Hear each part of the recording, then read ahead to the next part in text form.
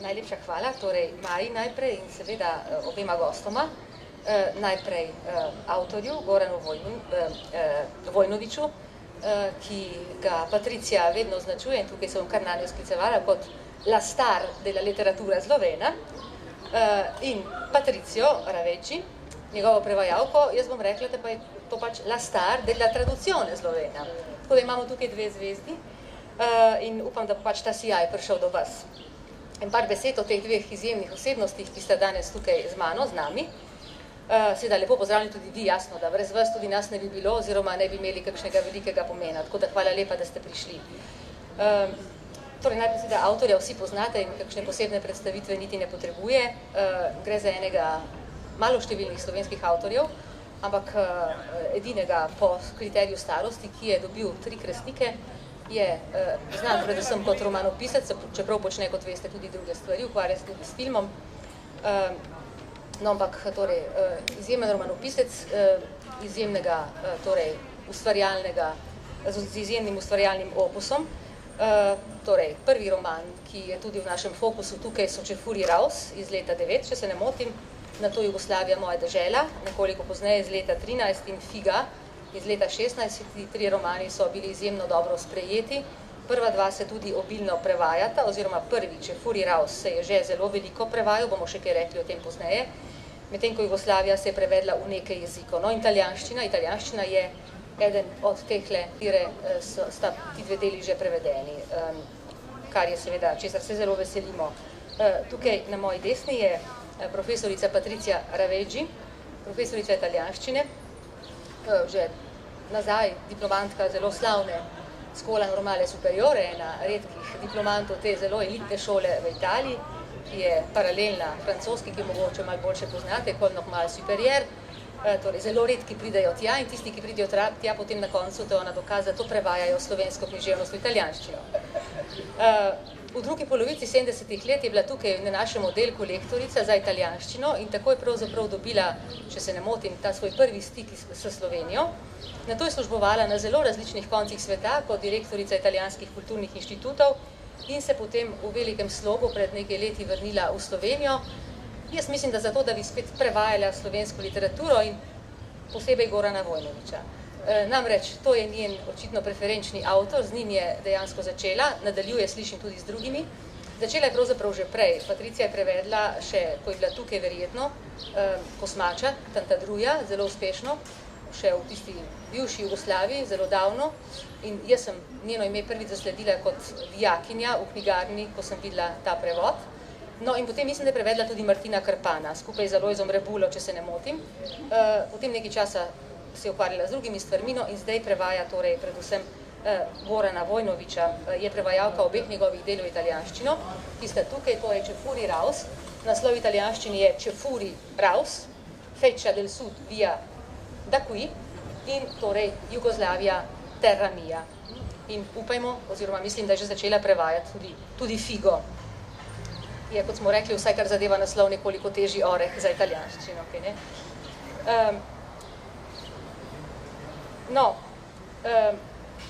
Tekst je seveda izjemno zanimiv. Jaz mislim, da slovenski literaturi izjemno koristi, ker jo razpira. Slovenci seveda večjezičnost je v slovenski literaturi, tako kot je v slovenskem jeziku nekaj vse splošnega oziroma precej prisotnega, kot je večjezičnost, kot veste, nekaj bolj pogostega, nekaj bolj vse splošnega, kot smo običajno navajeni misliti in razmišljati. Slovenska literatura je bila v segmentih pogosto večjezična, imamo tudi pomembne ustvarjalce, izjemno pomembne v zamejstvu, ki so kot osebe, kot subjekti, kot govorci večjezični in to se seveda zelo močno odslikava tudi v njihovi literaturi. Ampak seveda, Slovenci nismo bili do nedavnega navajeni misliti o svoji literaturi kot o literaturi izrazite večjezičnosti. In kolikor lahko kot nespecialistka, kot jezikoslovka in za povrh še romanistka, niti ne slovenistka, lahko rečem, mislim, da sta tukaj 2 avtorja, ki sta res prebojna in ki mislim, da sta res izjemnega pomena za našo književnost in to sta seveda najprej Goran Vojnovič in Andrej Skubic, ki oba eksperimentirate z jezikom, z različnimi zvrsti, z večjezičnostjo in na ta način slovensko književnost razpirajo. Seveda, to so še druge večjezičnostne prakse, ki jih verjetno poznate, ste zanje slišali. bolj ali manj radikalne, radikalnejše na neki način mogoče od njune, čeprav skoraj ne more biti radikalnejše prakse, kot je ta, da naredite besedilo kot harlekin, ki je v bistvu sestavljen iz različnih koščkov, različnih registrov in različnih jezikov. No, ampak radikalnejša praksa je mogoče ta, da se da slovenski avtor prevesti v slovenščino, ker piše samo v nekem drugem jeziku. Tak primer je Maja Haderlap, kot najbrž veste, pred nekaj let, ki je napisala svoje zelo znano in odmevno delo Angel pozabe v nemščini, izvala dosti kritik, dosti pohval in dosti kritik na slovenski strani, oboje se da seveda razumeti. No, ampak radikalnost tega njenega postopanja je v tem, da pač gre za avtorico, ki je Slovenka, ki piše v slovenščini, ki seveda zna pisati v slovenščini, ampak se je odločila za pisanje v nemščini in se dala tako rekoč prevesti v slovenščino, se pravi v svoj jezik. To so pač prakse, ki so del sodobnega sveta in ki po mojem slovenski književnosti koristijo, ne škodujejo.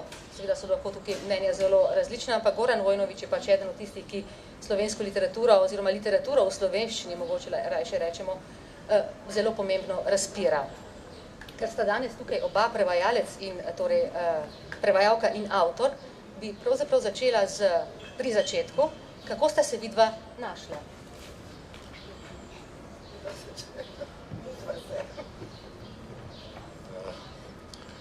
Ja, dober dan. V bistvu je Patricija po moje najdla mojo knjigo in potem poiskala mene. Ne vem, to bo sama pojasnila, kako je do tega stika prišlo, jaz se zdaj niti ne spomnim. Ampak v bistvu pri Čefurjih obstajata dve vrsti prevajalcev. Ne? Eno so zelo mladi entuziasti na začetku svoje kariere in drugo so taki malce starejši entuziasti, ki se potem, ko morda že zaključijo s tistimi velikimi svojimi deli, odločijo za še eno veliko delo in se potem lahko 3 leta ukvarjajo s prevodom ene knjige. In to je Patricija. Namreč ta prevod je nastajal, popravi me, če se motim, ampak mislim, da 3 leta. In to si lahko privoščijo samo mlade upokojenke in pa mlade študentke. Ne. To sta dve vrsti mojih prevajalcev, tako da jaz pravim, da vsak prevod Čefurjev je na nek način čudež, ker je odvisen predvsem od entuziazma in enostavno neke odločitve, ki ne more biti zelo racionalna. Tukaj ni neke ekonomske logike. Jaz mislim, da Patriciji nihče ne more plačati tega, koliko časa je porabila. Ja, saj tudi ti ne bodo, ampak tudi, če bi hoteli, ti ne bi mogli. Toliko ur in toliko dela in koliko je potreben ta prevod. Jaz imam včasih slabo vest, ker se mi zdi, da pri drugih knjigah je mogoče odnos, razmerje med tem, koliko časa sem jaz vložil v knjigo in koliko časa vloži prevajalec, vse nekako, pa ne bom rekel enako, ampak vsaj podobno. Pri Čefurjih, ki so nekako bruhnili iz mene zelo hitro, ne, potem pa se prevajalec z njimi ukvarja 3 leta, je pa to razmerje zelo krivično. Ne. In, kaj doda? Kar zvoli. Hvala, Goran. Predvsem za mlado upokojenko. Za mlado, predvsem. No, takrat, ko nekdo za svojo nesrečo mi je potisnil v roke knjigo v originalu, misleč, da mi bo všeč, ni vedno kakšno kašo si skuha. Jaz sem prišla ravno iz tujine, dolga leta, desetletja nisem niti vedela, kaj je to slovenska kultura. Nisem mogla misliti, sem imela druge opravke, drugo delo, sem bila na drug konc sveta. Edino, kar sem sledila v Sloveniji in to z veliko, ko se reče, patema danimo, z veliko pozornosti in bolečino je bila takrat, ko je bila osvobojeni. Tista leta 91. ki je oddaleč, jaz sem bila zelo daleč, sem bila v Singapuru in tam, ki smo brali časopise, izgledalo, kot Slovenija bo poranila zemljo in je ne bo več. Taka je bila ta efekt, ne? Tako medija so delovala.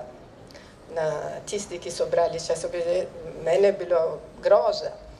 Ampak poleg tega slovensko kulturo nisem mogla slediti. Druge kulture, tam, kjer sem bila, sem sledila kulturo te dežele, kjer sem bila. Potem sem prišla nazaj, sem dobila to knjigo v roki in sem začela ga brati. Nisem takoj vse razumela, ker ni tako enostavno. Tudi slovenščino, ki sem jo poznala prej, preden da sem odpotovala iz Slovenije, je bila druga slovenščina. Ni to, ki sem dele odkrila. Ampak, ne glede na to, da nisem vse razumela, da je bilo malo bolj potipanje kot razumevanje, ampak vseeno, to, ki mi je privlačilo in mi je totalno prevzelo, je bilo ta občutek nekega vesolja in to jezikovnega vesolja. Neko notranjo glasbo te knjige, ki neko ozadje, jaz sem mislila ena kolona sonora, no, kot v filmu je neko glasbeno ozadje, musical background. In tako sem mislila, da cela knjiga je muzikalna, ta intradušibile, irrepetibile, neponavljivo, neprevedljiva glasba, ki me je fascinirala. In takrat se mi je tu zdelo lepo, da bi nekako Italijani, nisem niti mislila na publiko, ker ni bilo založbe. To sem se sama od sebe odločila. Nisem tudi sama vedela, kaj se skuham, kakšno kašo sama sebe skuham. Ampak v resnici je bila zaljubljenost. No, kot tista pesem od Wisławy Szymborskiej, Love at first sight, miłość na pierwsze widzenia, love at first sight. Ko dva se srečata in misli, da nista se nikoli srečala in se zaljubita. In pol ona, avtorica, pesnica, pravi, ja, morda ni ker tako, ne, ker vsak začetek v resnici je nadaljevanje in knjiga dogodkov je vedno odprta na pol. In kot je rekla profesor Olbut, v resnici jaz sem tako samo po 30 let nadaljevala ta pot, ki sem začela z Cirilovsko zmačo. Ta pot prevajalstva in nekako premostitev kulturna premostitev, se reče. Tako. In to je to. To je bilo zaljubljeno v jezik. Tudi zgodba, jasno, zgodba, človeška tragedija, ta eksistencialno blagorečenje, nelagodje, ta nesreča. Ljudje, ki niso doma nikjer, če ni v svojem spominu. Prišleki, razseljene osebe, tujci. To je taka obupna situacija in ena od mnogih zaslug knjige je to, da se opozarja na to situacijo in tudi se locira, se lokalizira v neki Borgati, neki del Ljubljane, Fužine in tako se tudi poudarjajo proti zlovje sistema. To je eden od mnogih zaslug, ampak mislim, da jezikovni vidik je to, ki mi je najbolj privlačilo. Midva nisva se spoznala, vas se spoznala v Vidmu, ko je bilo prva predstavitev. Prevajanje je potekalo brez vajnega sodelovanja. Totalno, jaz nisem poznala ga, mi je bilo malo stram, nekdo mi je dal, mislim, beletrina, ker takrat ni bila niti beletrina še, ali bila nekaj drugega, študentska založba, mi je dala to mail in samo nisem ga poznala, mi je bilo malo nerodno, nisem nič vprašala, bi lahko veliko vprašala, ampak nisem se upala. In tako pa ena založba je prišla na dan, jaz se mislim, da nikoli se ne bo pojavila nobena založba, ker res tekst je tako provokante, tako inovativen, da se mislim, da ne bo prišlo do tega, da nekdo se upa v Italiji objaviti. Tam pa pol forum se je strinjala in tako smo šli naprej. izjemno je to, da se je seveda za to odločila italijanska založba, ker pogosto objavljamo tekste slovenske književnosti v tujih prevodih, ampak ti teksti se objavljajo v slovenščini. Tukaj ponavadi ni prav dosti učinka, logično, da gre za vprašanje distribucije bralcev, dosegljivosti in tako naprej. Če se besedilo objavi v Sloveniji, potem verjetno bo na Amazonu težko dostopno za italijanskega bralca, mislim pač, ali za kakršnega koli drugega, tako da to je zelo dobro. To je videmska založba Forum, ki je izdala tudi drugo knjigo, tako da to je gotovo zelo pozitivno in gotovo dober korak za promocijo in za prepoznavnost avtorja in prevajalke in dela, seveda predvsem v Italiji. Zdaj, jaz bi to rekla, da to delo pač nekako, meni se zdi, Patricija je rekla, da gre za jezik, ki jo je izjemno fasciniral, za neko jezikovno vesolje, seveda. To verjetno smo vsi začutili, ko smo brali Čefurje in smo vsi to tako ali drugače, torej nismo znali tako dobro povedati mogoče, ampak čutili smo verjetno podobno. V bistvu gre tukaj, če se tako izrazim, za nekako dva nivoja, za jezikovni nivo, ki je prisoten seveda vedno, ko gre za besedne umetnine, vedno, ko pač pišemo, seveda prevajamo, smo najprej na jezikovnem nivoju, kakršnokoli besedilo že to je, ampak tukaj gre za en drug nivo, ki je izjemno pomemben in temu nivoju bi se rekla sociolingvistični nivo. Ta knjiga govori o jeziku, pač s temle literarnim jezikom govorimo o jeziku, o nekih jezikovnih razmerjih in to se mi zdi pri tej knjigi bistveno in ta razmerja poimenujemo lahko kot sociolingvistična. Gre najprej za razmerja znotraj same slovenščine, tukaj je seveda standardna slovenščina ali knjižna, kot se reče, ki je vedno nekje v ozadju lahko tudi per negacionem, kot nekaj zanikanega, kot nekaj pač, s čimer se avtor poigrava per negacionem ali kakorkoli, ampak seveda jasno, knjižna slovenščina in potem seveda vsi registri slovenščine, ki jih preigrava, tukaj je seveda jezik mladih, jezik določenih socialnih skupin mladih, tukaj je tako imenovana fužinščina in seveda mnoge z njo povezane zvrsti. In tukaj so seveda drugi jeziki, predvsem jeziki bivše Jugoslavije, ki smo jim nekoč rekli srbo-hrvaščina, ali pač, kako se danes reče, bolj diferencirano bosanščina, hrvaščina in srbščina, ali še kaj zraven. In to se seveda vse prepleta. Plus seveda tudi angleščina, ki je kot nekakšen, bomo rekli, univerzalni jezik prisoten v segmentih v tem jeziku mladih. In tukaj gre za neko zelo posebno kreacijo, ki mimetično, na umetniški način seveda dobro odslikava, odlično odslikava realno sociolingvistično situacijo v tem opazovanem delu Ljubljane, ali pač Slovenije, ali kakorkoli že. In seveda kot takšna je ta situacija neponovljiva.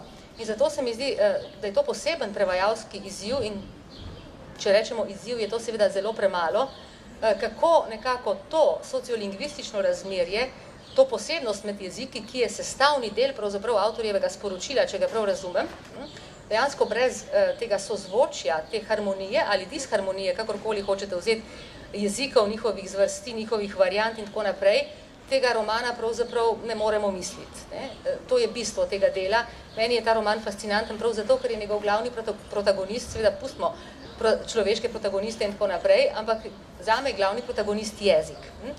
In z tega stališča se mi zdi, kako pač vprašanje je, pravzaprav je aporija, pravzaprav je neko nerešljivo vprašanje, brez rešitve, kako sredstvi nekega drugega jezika, ne bo to italijanščina ali kakršenkoli drug jezik, rekreirati vsaj približno medjezikovna, sociolingvistična razmerja, ki jih avtor tukaj pač prikazuje. In mislim, da to je bil izjemen izziv za prevajalko in mogoče nam lahko kaj o tem pove, kako se je tega lotila, ali je šla na kakšne rimske fužine poslušati, ali kaj podobnega, ali je brala. No, italijanščina ima nekoliko več izkušenj za to vrstno večjezičnostjo, je imela verjetno kaj literarnih modelov, ampak se pravi, ti modeli so samo nekakšne aluzije na to, kar bi lahko bilo. Niso modeli, ki bi se lahko direktno prenašali. Zato to nekako pojasni ta 3 leta. 3 leta ni samo prevajanje, ampak poskušanje najti rešitve. In take rešitve so bile seveda za celoten roman, ampak pol hipoteza, ki sem naredila in sem pol izbrisala, ker mi ni bila všeč in to je trajalo zelo dolgo. Kot je rekla profesor Osborn, kot je rekla Martina, za tisti šefuri, ki so pozabili svojo materinščino, bomo rekli materinščino, bomo rekli serbo, hrvaško ali karkoli, svojo materinščino, ampak niso se učili slovenščino in tako govorijo eno tako čuden jezik, svoj jezik.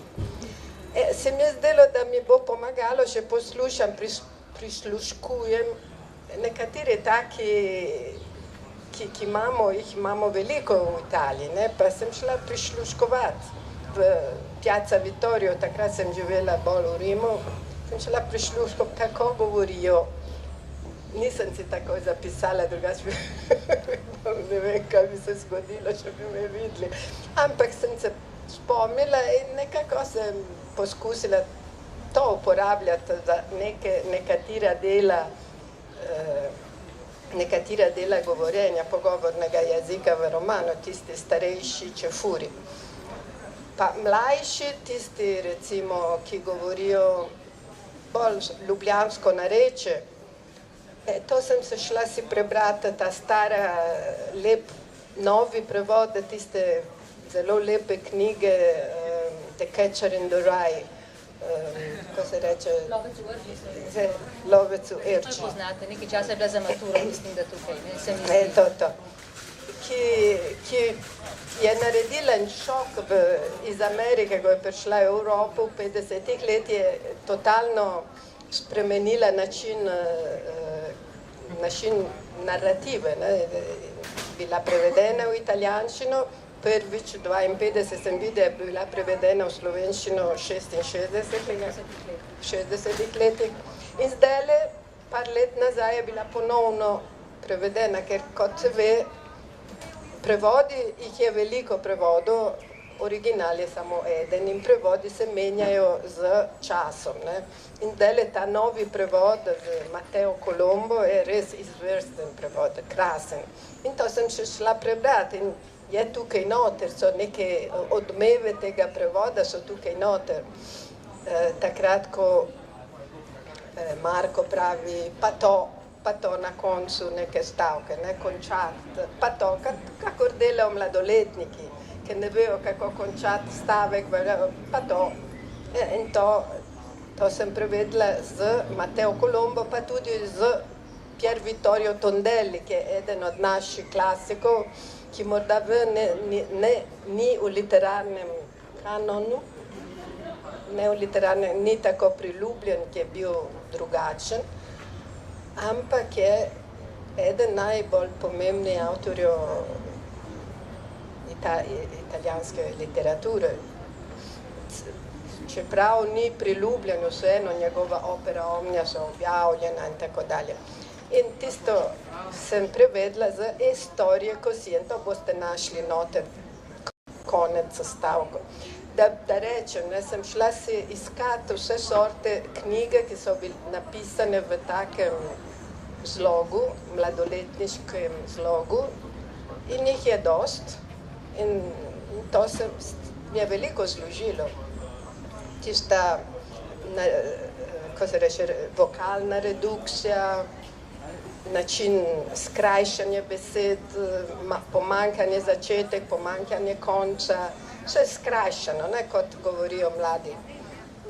To ima tudi svoje literarne modele, ker ne moreš samo tako poslušati, v resnici rabiš nekaj, ki je že v literarni strani. Medtem, ko to, ki je delal Goran, je, da je transformiral en govor, en glas, nekateri, ki drugače ne bi imeli svoje glasu nikjer, je transformiral v literarno stran. Brez, bi rekla, senza precedenti, ne da bi imel. No, se to hočem reči, brez predhodnikov. Prej je Patricija omenila, da ko se je vrnila svojih roman po svetu, dejansko ni poznala več take slovenščine. Moram reči, da tudi mi take slovenščine nismo poznali, tako da v bistvu tukaj romanja po svetu 40-letna ali 30-letna niso tako bistvena. Ta slovenščina je nova, pač v bistvu gre za neko avtorsko, novo kreacijo, seveda literarnega jezika logično, ampak na mimetičen način, se pravi na tak način, da se naslanja na realen jezik, na jezik, kot se realno uporablja v segmentih, ki jih avtor obravnava v svojem delu. Tako da v bistvu tudi za Slovence, za slovenske bralce je to popolnoma nova literarno-jezikovna izkušnja, po mojem. In še to mogoče v primerjavi, prej sem omenila tudi Andreja Skubica, ki, kot vsi veste, se na nekoliko podoben način poigrava z sociolekti, z socialnimi zvrstmi, za slovenščino, z večjezičnostjo in tako naprej, po mojem enako dragoceno seveda kot Goran Vojnović, ampak mogoče gre pri Andreju Skubicu vendarle za neko perspektivo od znotraj, izhaja pač iz primarno slovenskega okolja in dejansko to svoje okolje nekako zapopade na drugačen način. Medtem ko Goran Vojnović že v principu izhaja iz neke večjezičnosti in večkulturnosti. Mislim, zato sta ta dva rezultata, oba izjemno zanimiva in hvalevredna, ampak pač v bistvu na neki način tudi precej različna. Bolj ali manj podobno okolje, ampak vendarle različni jezikovni eksperimenti in dejansko različni rezultati, različni literarni rezultati. Hotela sem še nekaj reči, tukaj v zvezi z prevodom in z modeli. Prevajalka se je na neki točki, kot vemo, pač gre za neko varianto jezika, ki jo je mogoče tudi geografsko locirati, logično. To gre za pač ljubljansko, fužinsko okolje in tako naprej. Ne? In mogoče bi naivno lahko mislili, da nam bo pri tem delu, pri delu s tovrstnimi besedili, lahko pomagalo zatekanje kakšnim narečnim variantam. Kot vemo, je italijanščina razplastena, ravno tako narečno, no, in začela je tudi z nekimi poskusi prevajanja, poustvarjanja določenih segmentov v narečju, v določenih izbranih italijanskih narečjih, v beneškem, ne beneškem v smislu iz mesta Benetke, ne, bolj, ampak tisto bi bilo benečansko, ampak v beneškem kot te pokrajine širše in v napolitanskem. Ampak to se ji nekako ni obneslo in mogoče par besed o tej izkušnji, o tem poskusu, ker je bil zanimiv. To že spet gre v račun teh 3 let, ne? Ker res nisem vedela, kako naj rešim te razlike, ne? Ker to so tako močne, tako zanimive. Se mi zdi, morda kakšno italijansko narečem. Pol sem v italijanščino standard, recimo, prevedla neke strani in prosila enega profesorja iz Neapoli, eden, ki sicer se bavi z klasično literaturo, ampak pa je pozna zelo dobro napolitansko nareče, naj mi reče, če bi lahko ljubeznivo tako per amor di Dio, come si dice, grazie se t'amore dei, če bi to prevedel, kar je tudi naredil in mi je poslal. In je bilo zelo okusno, no, zelo zabavno. Mene še vedno mi je tako všeč, ko se preberem ta napolitanski prevod. Zelo lepo. In isto pol sem prosila, morda to je bliže, nekako bliže sem probala enega prijatelja, ki obvlada zelo dobro venečansko nareče in isto mi je prevedel in isto je bilo tako krasno, zabavno, tako da mi je bilo tako žal, ko sem to ponudila, takrat je založba že prišla in sem ponudila, ker pol bi lahko celo knjigo, ali nekatera dela knjige bi lahko, ne, bila ali v venecijanščini ali v napolitanščini. In oni seveda so takoj, kako se reče, sklicali Consiglio di Sicurezza, Security Council od založbe in potem so začeli padati v strele, bog ne dej, noben ne bo bral enega takega mešanica. Neč, sem dobila absolutno prepoved, tako nisem mogla naprej. In mislim, da so imeli tudi prav, ne, ker ne bi bilo niti legitimno izbrati enega narečja na mesto. V Italiji imamo precej, ne? Zakaj ni Bergamaš iz Bergamo, recimo, zakaj ne iz Sardenije, mislim, Sicilije, imamo veliko tega in ne, so rekli, da res, to bi preprečilo bralcem aksesibilnost teksta in Nič, ni šlo naprej, ampak je bilo dober poskus in če vedno uživam takrat, ko grem si prebrati, ti bom dala prebrati. Vidva sta se prvi srečala pri predstavitvi te knjige v Vidmu, pred študenti, če se ne motim, ne, sta imela tole, mogoče kakšen odziv? Ja, mislim, da sem se prvič takrat v Vidmu srečala, kjer je bila moja prva izkušnja s predstavitvijo knjige v Italiji, ki je pač specifična po tem, da je veliko ljudi, ki veliko govorijo in preden prideš do besede, kar traja.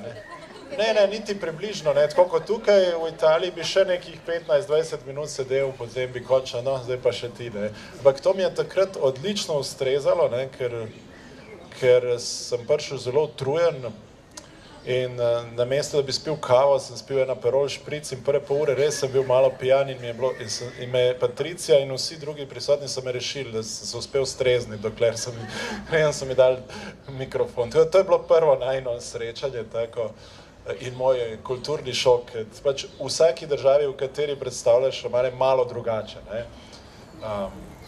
Ampak tudi v bistvu vsak prevajalec ima svoj, se mi zdi, način dela, tudi v odnosu z avtorjem, ne. Meni imajo zelo striktno ne kontaktirajo avtorja, recimo, ne vem, moja hrvaška prevajalka me nikoli ne kontaktira in mi je tudi... Ne, ja.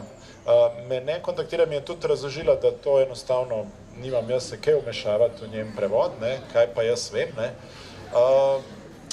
Medtem, ko recimo moj bosanski prevajalec Čefurjev, ne, mi je pa recimo pošiljal sproti, v bistvu, Ahmed Burić mi je pošiljal sproti, poglavja, ne, in sva potem debatirala in sem tako intenzivno sodeloval, ampak potem so mi začeli pošiljati še srbski prevod in ko sem še tretjič bral svoj roman, sem rekel, da mogoče imam rajš te prevajalce, ki mi nič ne sprašujejo. Ampak ja, ponavadi eventualno nekdo na koncu, ko je že pred koncem, pošle, ne vem, vprašanja glede posameznih pojmov, da mu jih mogoče pojasniš, da malo preveri, ali jih je res pravilno razumel. Tako potem odkriješ lastne napake v tekstu, ne. Ker te sprašujejo, vem, da enkrat me nekdo vprašal, mislim, da to je bilo v Jugoslaviji, ti, kaj pa so, kaj je že bilo,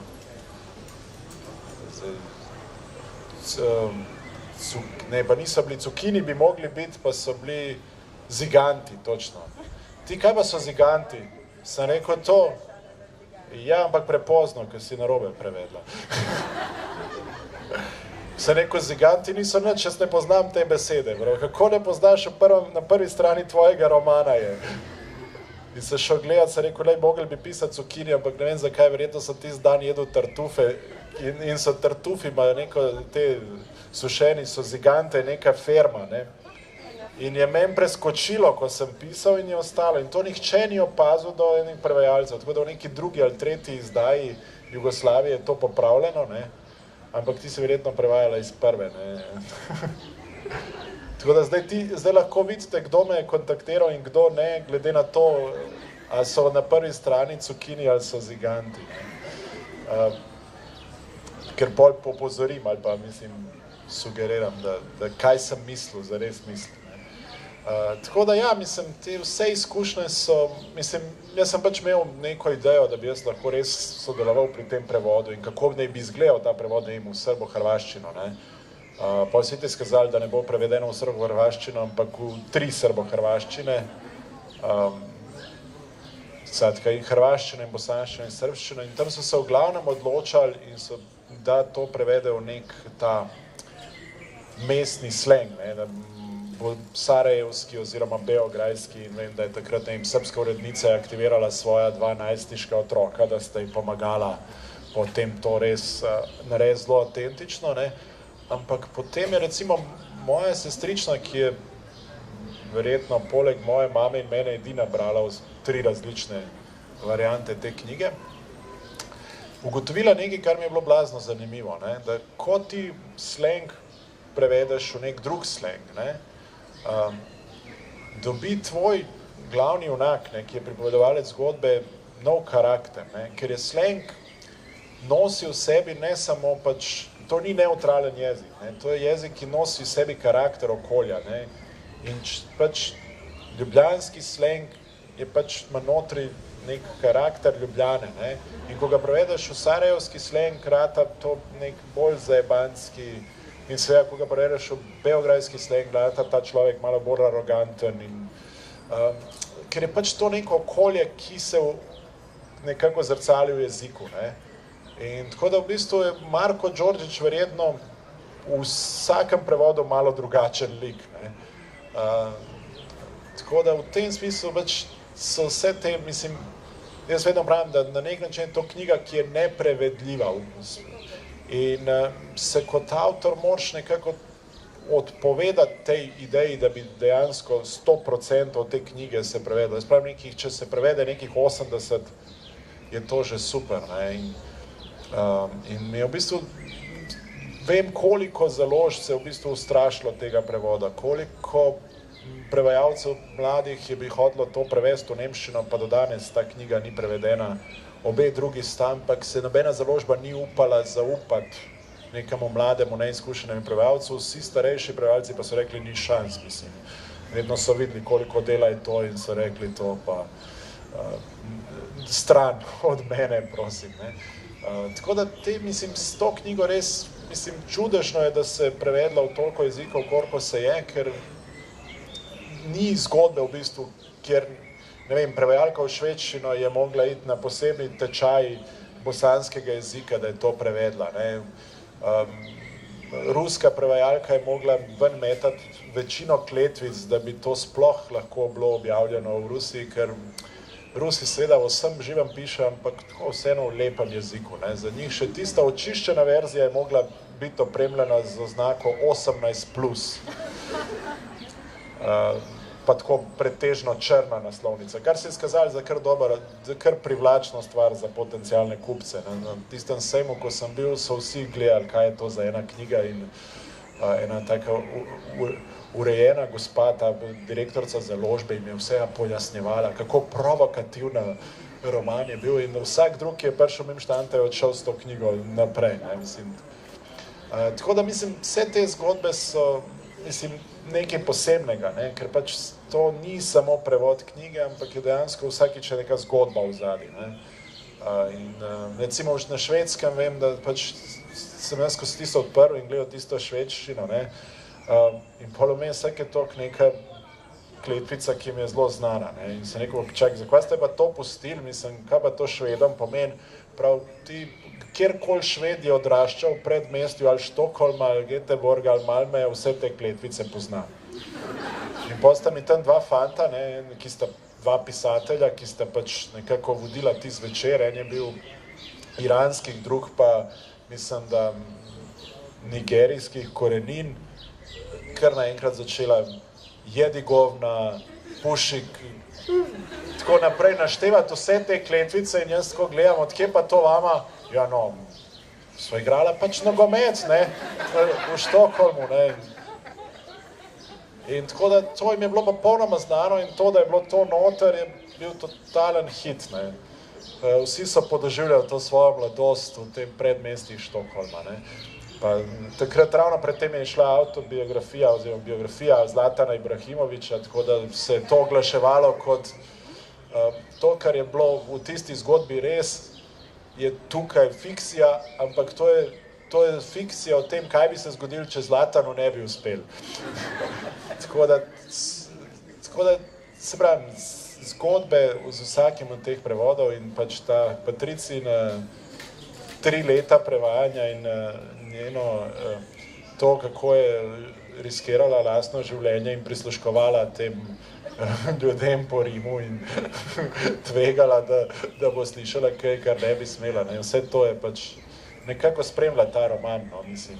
Pol z drugima dvema se mi zdi, da gleda pač nekako neka normalna, bolj običajna prevajalska zgodba, ampak pri Čefurjih je bilo vedno, se mi zdi, da ni enega romana, ki bi bil čisto nekako, ker se je ostalo samo prevedu in bi bilo to vedno še kaj zraven. Goran pravi, da je ta roman neprevedljiv. Seveda je neprevedljiv, logično, ravno zato, ker je pač protagonist jezik, kot smo rekli. Po drugi strani pa mogoče daje ravno to, da je neprevedljiv, ker prevajalec za nekaj mora odločiti, ko prevaja. En tak velik potencial prevajalcev, da je kreativen. V bistvu na neki način je mogoče to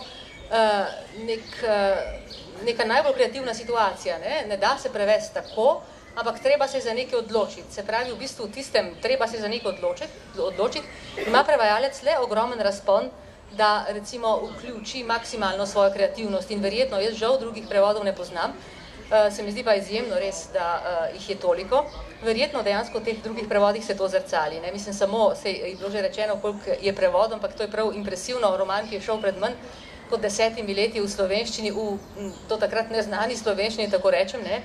Je šel torej v 3 jezikih bivše Jugoslavije, na to v švedskem prevodu, v češkem prevodu, v ruskem prevodu, v poljskem prevodu. Zanimivo, ni pa šel, kot pravi avtor, v nemškem in, kolikor vem, niti ne v angleškem prevodu, ne? Kar bi mogoče bila neka pot do širšega bralstva. Vendarle. No, ampak zanimivo je to, kar pravi o tehle, se mi bomo morali počasi zaključevati, kar pravi o kletvicah in pač podobnih vzklikih, ki so znani na švedskem. To je pač zelo zanimivo. Verjetno je pa, da te kletvice nikakor niso znane v Italiji. Zdaj le bodo, seveda, jasno, da hvala lepa obema, torej.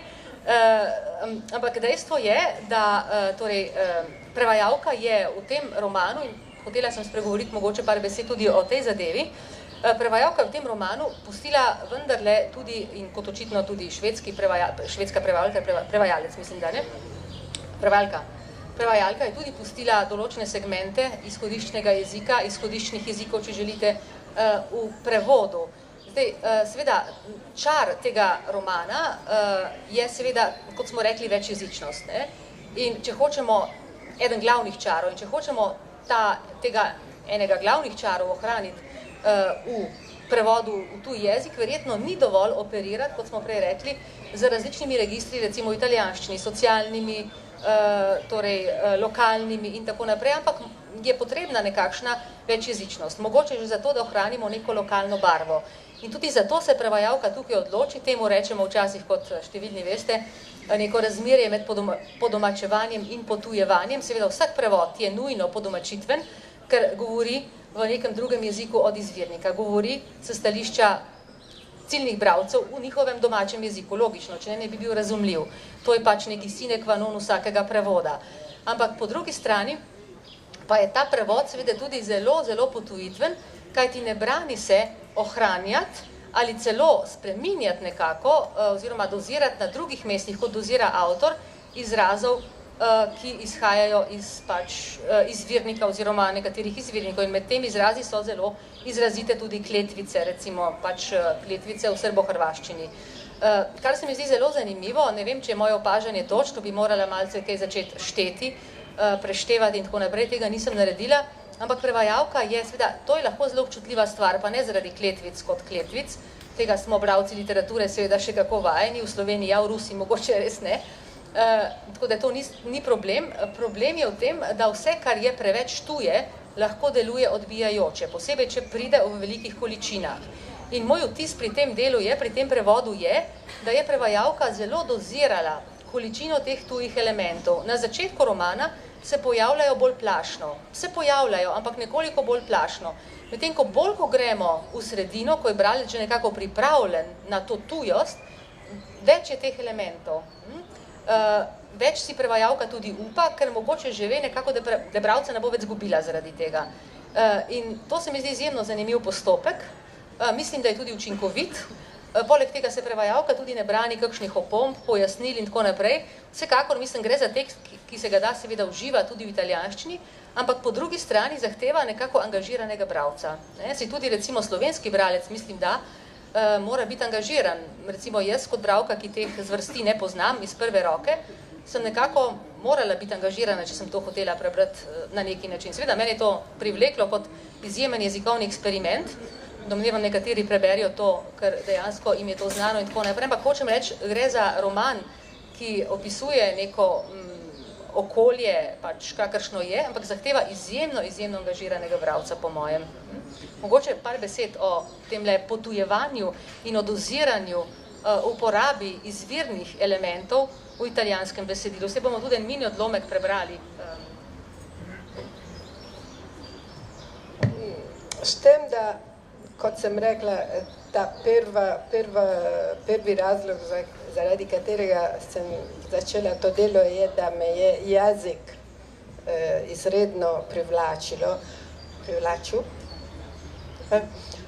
Pol se mi je zdelo pomembno, da tudi v italijanščini da se čuti ta pomembnost jezika. In to s tem, da sem ohranila, recimo, to ne delajo vsi prevajalci.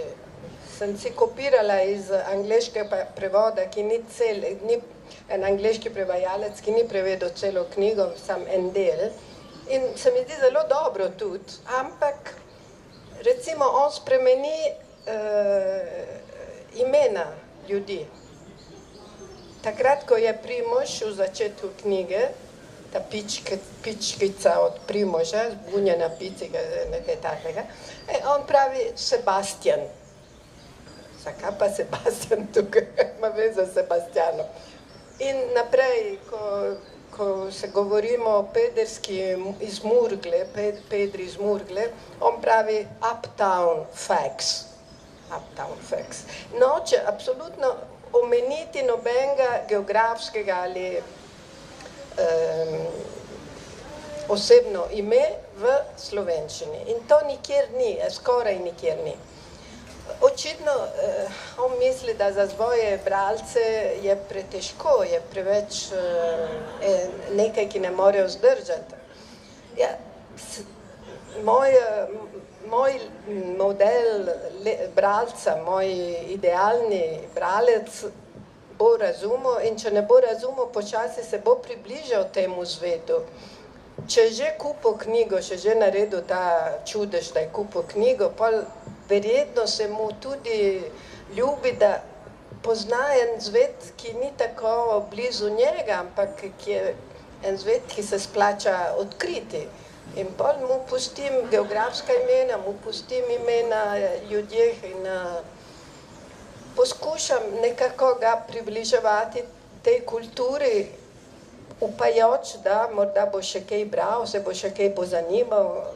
En dan bo prišel v Slovenijo, pa bo prepoznaval ta imena, bo prepoznaval ulice, bo videl nekaj Janez, nekje pa rekel, ja, ta Janez, pa sem že slišal za ta Janez, pa ta Jakob, ali karkoli, ne. Zato se mi zdi, ima to instintivno, da je zelo pomembno čim več približati lektorju drugi kulturi, kakor spremeniti kulturo, da jo serviraš tako z naturato, iztergano, tak, povera, tako da se obuboženo, to nisem nikoli hotela delati. Tako sem to delala. To je res nehvaležno, pač prenašanje tega iz enega jezika v drugo. Jaz sem zdaj pred kratkim bral en katalonski roman, ki se dogaja v Barceloni in kjer pripovedovalec v slovenskem prevodu neprestano uporablja frazo parkrat v romanu, to me je zanimalo kot lanski sneg. Jaz sem več čas razumel, kakšen sneg v Barceloni, mislim. Odkje temu človeku sneg, ne, mislim, to sicer v jeziku je imelo seveda vso logiko, ampak ker v moji glavi sem se jaz odselil v Barcelono in je bil prevodalec nekdo iz Barcelone in tam je bilo seveda skozi toplo, mislim, v tej zgodbi nikoli nisem imel kakšnih posebnih, kakšnega mraza, ni bilo razen, ko je šel človek v Nemčijo, ampak tako, in potem se reče, mislim, to so te res težave, s katerimi se soočaš, mislim, in jaz se vedno znova rečem, da hvala Bogu, da nisem prevajalec. In sem hvaležen zelo vsem prevajalcem, ki se ukvarjajo s tem res težkim, napornim, rudarskim delom, bom rekel. Hvala. Ampak če dovolite, bi samo en par mini odlomkov prebrali, da boste imeli vtis, kako to deluje in pač prebrali, torej prebrala bosta seveda avtor in prevajalka. Če zdržite z nami še par minut, če lahko, torej, mogoče ta košček najprej na strani 54.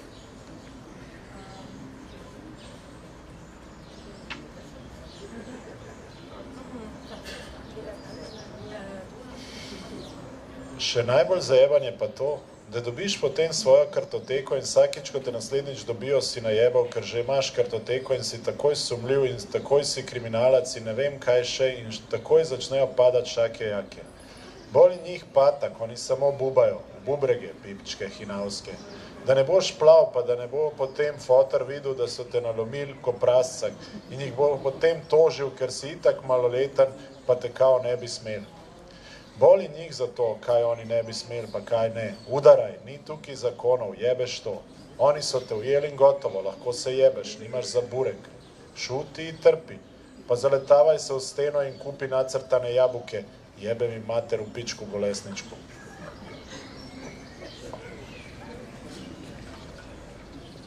Zdaj v italijanščini, kolikor boste lahko. Quello che più fa incazzare però è che alla fine ti ritrovi che sei schedato e ogni volta che poi ti beccano in futuro sei fottuto perché sei schedato e quindi subito sospetto e subito un criminale e non so che ancora e subito cominciano a piovere busse nelle parti basse. Loro se ne sbattono il cazzo, loro picchiano e basta, sulle reni picche, stronzi, pezzi di ipocriti. Così che poi non ti vengono i lividi e tuo padre non lo vede che ti hanno macellato come un maiale e gli fa causa perché comunque sei minorenne e non lo devono fare. Se ne sbattono loro di quello che possono e non possono fare. Picchia, non ci sono leggi qui, besto, chi se ne frega? Ti hanno in mano e sei finito, son cazzi amari, sei sprovveduto, inerme. Tasci e sopporta e vai, sbattiti contro il mulo e raccogli le mele dissegnate. Jebenti mater, che vadano a fatti forsere loro e chi li ha fatti brutti cazzoni morbosi. V ruskem prevodu je bilo to.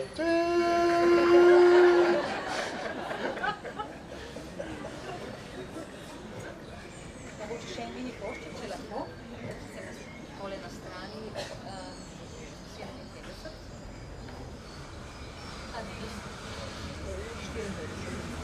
Radovan me je videl. Ma neki del, itak mi gre tale cajkič kurčič že na jetra. Ko so se odprla vrata policijske in sem prišel ven, se je Radovan obrnil in me sploh ni pogledal, ampak je šel do avta. Jaz sem šel za njim in ko sem šel mimo Marine, se mi je nasmehnila, kot da sem lihkar maturiral. Ona je res predobra za ta svet. Radovan pa se je usedel v avto in prižgal motor. Jaz sem se usedel zraven, on pa mi je odprl okno.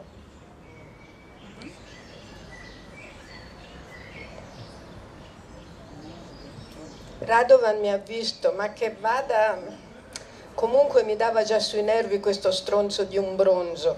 Quando si è aperta la porta della questura e sono uscito, Radovan si è voltato, non mi ha guardato per niente, è andato alla macchina. L'ho seguito e quando sono passato vicino a Marina, lei mi ha fatto un gran sorriso, come se fossi stato promosso alla matura in quel momento esatto. Davvero è troppo buona Marina per questo mondo. Radovan si è seduto in macchina e ha messo in moto, mi sono seduto anch'io. Lui ha abbassato il finestrino. Delle modabo povedali zakaj smo to brali, ne? Ker prvi, to, ki smo prej brali, so policajki udarijo šake jake, no? Se spomnite, šake jake. In to je bilo prevedeno busse nelle parti basse. To sem hotla držati ta asonanca, šake jake, busse basse.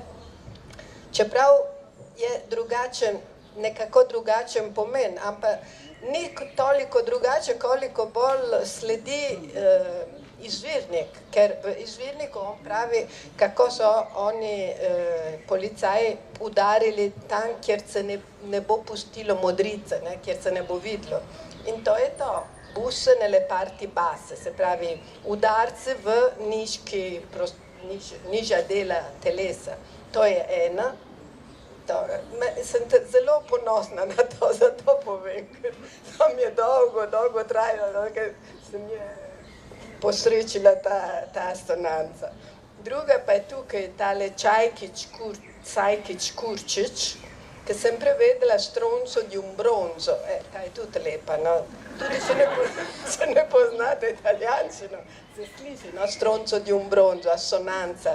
In bronzo ni vsakdana beseda kot Cajkič, ne, za policaj, je ena posebna beseda, ki sicer se razume.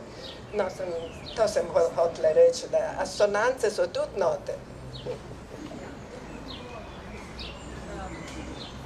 Hvala lepa. Mislim, da na tej točki je dobro, da damo samo, če bi kdo želel zelo urgentno intervenirati na tej točki od občinstva.